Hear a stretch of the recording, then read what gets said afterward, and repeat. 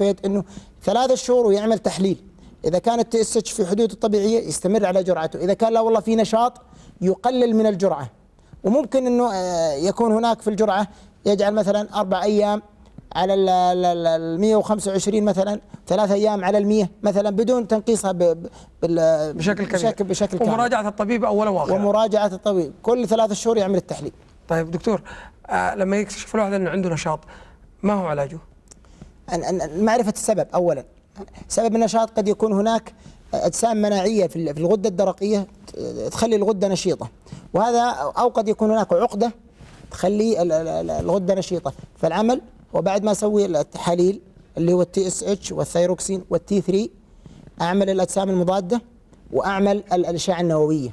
الاشعه النوويه مهمه جدا عملها، ما لم يكن هناك حمل، ما تعمل اثناء الحمل. فيصل من الرياض، مساء الخير يا فيصل.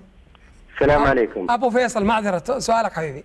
اخوي انا طلعت عندي نشاط في الغده الدرقيه. نعم. وصلت الى 42 تقريبا النشاط، اللي هو التي 4 الثيروكسين. نعم. وبعد كده اخذت العلاج تقريبا 8 الى 9 شهور. العلاج اللي هو الميثامازول. نعم. وبعدها يا طول العمر الان بعد 8 شهور 9 شهور تقريبا بدأت بالنزول البسيط، وقال لي الدكتور ممكن بعد شهرين، اللي هو تقريبا بعد شهرين من اخر ما جيت الدكتور، يقول ممكن انه نوقف الحبوب ذي ممكن نهائيا. سبب النشاط يا اخ ابو فيصل؟ سبب النشاط عقد فقيره، واحده 8 ملي وواحده يمكن 4 ملي. سويت عملت اشعه نوويه لها يعني؟ نعم عملت اشعه نوويه وشفناها 8 ملي واحده 4 ملي، صغيره جدا. صغيرات. طيب سؤالك يا ابو فيصل. السؤال ان شاء الله بعد ما نوقف العلاج ذا ممكن ان شاء الله ما ترجع ان شاء الله. طيب. والسؤال الثاني، احيانا تجيني الام في الرقبه في العضلات وفي الالتهاب في الحلق بسيط، وتجيني مع استخدام العلاج احيانا حبوب في الفم. طيب اوكي، تسمع يا ابو فيصل، في مشاكل بالعين؟ والله جحوظ، يعني جحوظ كان بس خفت، يقول الدكتور كان فيه بس خفت، بدأت تخف. الحمد لله. تسمع الإجابة يا أبو ناصر. أبو فيصل أنا آسف حقيقة ما ذكر أبو فيصل، هو عنده نشاط قد يكون نسميه العقد نشيطة مخلي الغدة نشيطة لتوكسيك نديول. في هذه الحالة طبعا بدأ الأخ على الأدوية مثبطة للنشاط، وعادة واستمر 8 شهور والحمد لله استجاب على حسب كلامه. عادة في مثل هذه الحبوب نستمر عليها من 1.5 سنة إلى 2 سنين على أساس نقول فعلا أن الغدة تستجيب. الحقيقة جزء كبير من يعني 60 تقريبا 60% ممكن يستجيبوا للحبوب، يبقى لي 30 إلى 40% ممكن يحتاجون علاج آخر. أتمنى من الله سبحانه وتعالى أنه يكون الأخ أبو فيصل من الناس اللي يستجيبوا للحبوب، ولكن لازم يكمل الكورس كامل اللي هو من 18 شهر إلى 24 شهر.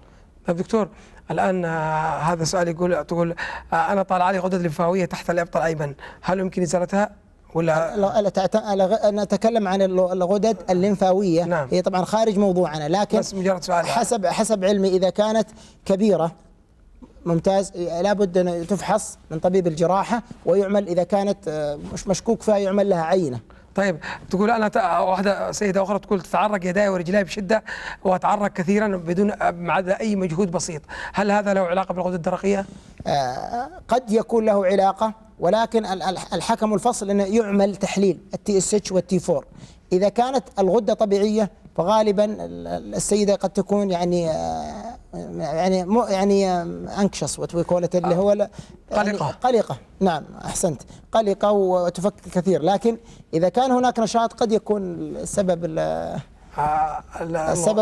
التعرق هو الغدة. دكتور، الغدة الدرقية لها دعوة بالمشاكل الصحية الأخرى؟ يعني واحد عنده سكر، عنده ضغط أو عنده شيء، هل تؤثر أو العكس هي تؤثر على المشاكل الصحية الأخرى؟ قد يكون يعني إذا كان الإنسان عنده نشاط ممكن يعني لا يوجد هناك علاقة مباشرة، لكن إذا كان هناك كسل قد يسهم بالسمنة، والسمنة تؤدي إلى الأمراض منها السكر.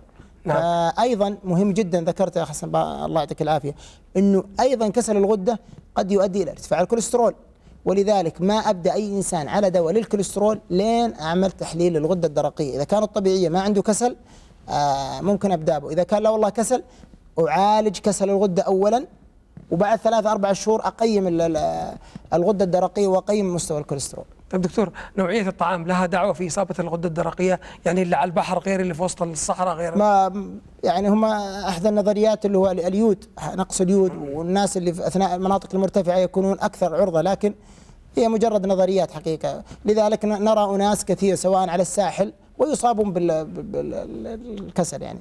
طيب دكتور، التدخين والمشاكل هذه هل لها علاقة بالجسم؟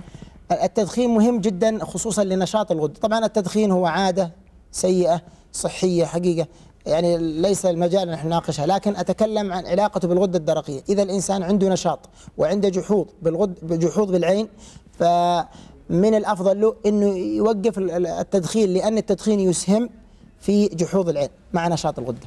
دكتور، لو أردنا نتحدث عن أورام الغدة الدرقية في دقيقة واحدة، هي طبعا موضوع يبغى له حلقة كاملة. نعم. بس إيش أسبابها ولا إيش الأورام الغدة الدرقية أورام كثيرة حقيقة، وده طبعا بمجرد أن يكون الإنسان يكتشف أن عنده عقدة، لابد، وخصوصا إذا كانت أكثر من 1 سنتي، لا وعنده تاريخ عائلي في سواء سرطان الغدة الدرقية، لابد أن يعمل خزعة أو عينة من هذه العقدة ونشوف وضعها هل هي حميدة ولا غير حميدة.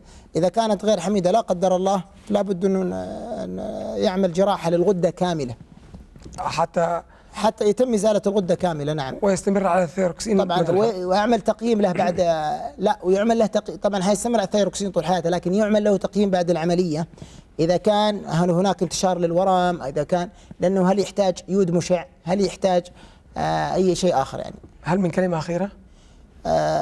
أولا ترى الوقت انتهى وأنا كنت أستعجل الناس على أساس الوقت. شكري وتقديري لك دكتور حسن والأخوان جميعا على استضافتي، وأتمنى من الله سبحانه وتعالى الصحة والعافية للجميع. أنا جزيل الشكر لك. شكرا وإن شاء الله تعالى نتحدث في حلقات أخرى عن مشاكل الغدة الدرقية، الغدد الصماء عموما، الغدد كثيرة، باقي عندنا جارة الدرقية وباقي عندنا الكظرية وغدد كثيرة إن شاء الله. أعزائي المشاهدين، في ختام هذه الحلقة أتوجه بجزيل الشكر للدكتور عوض بن سعيد الشهراني، استشاري الغدد الصماء والسكري بمدينة الملك عبد العزيز الطبية بالحرس الوطني. شكرا جزيلا. شكرا لك. أتوجه أيضا بالشكر الجزيل لكم، وأود تذكيركم بأن حلقة هذا المساء إن شاء الله ستكون على موقع البرنامج www.صحتي.net/show. إلى أن نلتقي في الأسبوع القادم، أستودعكم الله، تصبحون على خير، والسلام عليكم ورحمة الله وبركاته.